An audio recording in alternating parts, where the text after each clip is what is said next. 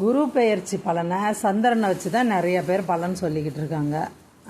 அவங்க அப்படி தான் பண்ணுவாங்க. சந்திரனை வச்சு தான் ராசி பலன் ஒரு பக்கம் ஓடிட்டுருக்கோம். இன்னொரு பக்கம் குரு பயிற்சி, சனி பயிற்சி, ராகு கேது பயிற்சி எல்லாத்தையும் சந்திரனை வச்சு தான் சொல்லுவாங்க. அவங்களால அதை தாண்டி வர முடியாது. ஏன்னா அது ஈஸியாக எல்லாருக்கும் புரியும் அப்படின்னு நம்புகிறாங்க. ஆனால் அது வேறு வகை. இயல்பில் நமக்கு லக்னம் தாங்க முக்கியம். லக்னத்துலேருந்து தான் நீங்கள் ஒரு ஜோதிடர்கிட்ட போய் உங்கள் ஜாதகத்தை காட்டினீங்கன்னா இங்கேருந்து தான் ஆரம்பிப்பாங்க. உங்களுக்கு இங்கேருந்து உங்களோட லைஃப் எப்படி இருக்குன்னு தான் பார்க்குவாங்களே தவிர இதை வச்சுக்கிட்டு பார்க்க மாட்டாங்க. இதை வச்சுக்கிட்டு பலன் பார்க்க மாட்டாங்க. இதை வச்சுட்டு தான் பலன் பார்ப்பாங்க. அதனால் இந்த குரு பயிற்சி பலன், சனி பயிற்சி பலன் இதெல்லாம் நீங்கள் வேணால் இப்படி எடுத்துக்கலாம். அவங்கள பார்த்தே ஆகணும்னு நீங்கள் முடிவு பண்ணிங்கன்னா உங்கள் லக்னத்தில் இருந்து அந்த கிரகம், அந்த கோச்சாரத்தில் இருக்கிற அந்த சனியோ குருவோ ராகுவோ கேதுவோ எங்கே இருக்காங்கன்றதை வச்சு நீங்கள் பலன் அறியலாம். பொதுவாக குரு பயிற்சி எல்லோரும் விரும்புகிற ஒன்று.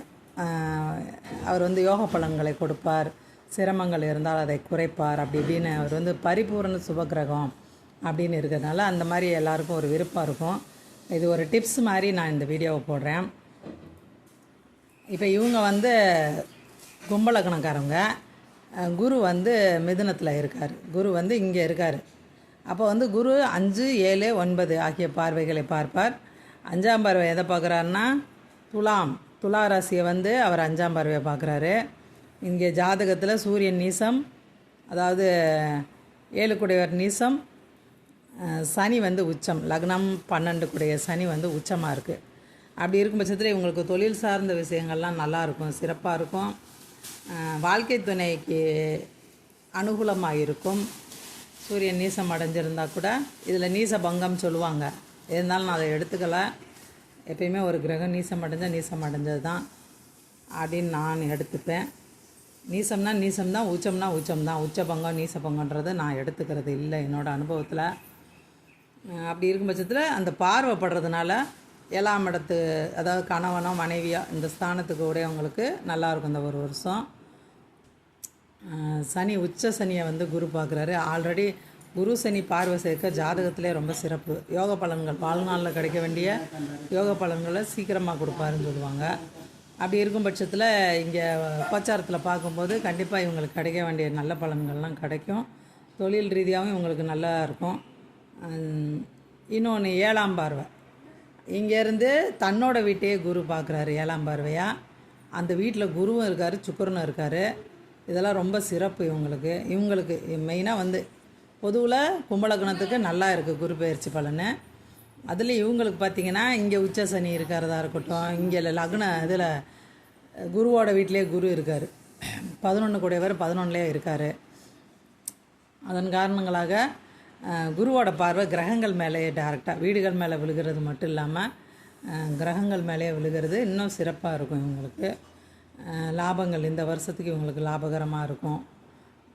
மூத்த சகோதரத்துக்கு உடல் ஆரோக்கியம் எல்லாம் நல்லாயிருக்கும். அதுக்கப்புறம் லக்னத்தை பார்க்குறாரு குரு, கும்பத்தை பார்க்குறாரு. அதுவும் நல்லது தான். ஜாதகருக்கு நோய் தொந்தரவுகள், உடல் உபாதைகள் இருந்தால் அதுவும் குறையும், நல்லா இருப்பாங்க. கும்பலக்கணக்காரவங்களுக்கு நல்லா சிறப்பாக இருக்குது இந்த குரு பெயர்ச்சி அப்படின்னு சொல்லலாம். இவங்களுக்கு அந்த குரு பார்வையிலேயே கிரகங்களும் இருக்கிற அந்த வீட்டில் கிரகங்கள் இருக்கிறனால இன்னும் சிறப்பாக இருக்கும் அப்படின்னு எடுத்துக்கலாம். இன்னொரு டிப்ஸுங்க, ஜாதக நோட்டை பத்திரமா வச்சுக்கோங்க.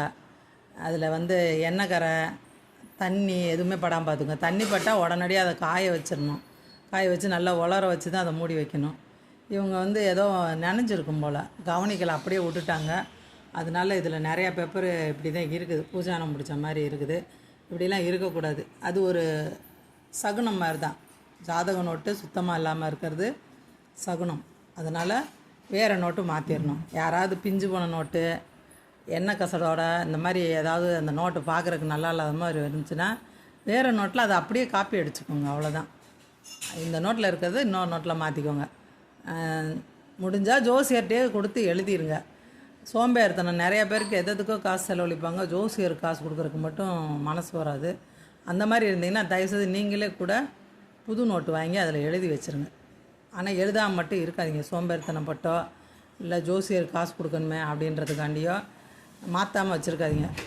பிஞ்சு போன எண்ணெய் கசடாட இருக்கிற அந்த நோட்டுகளை வைக்கணும்.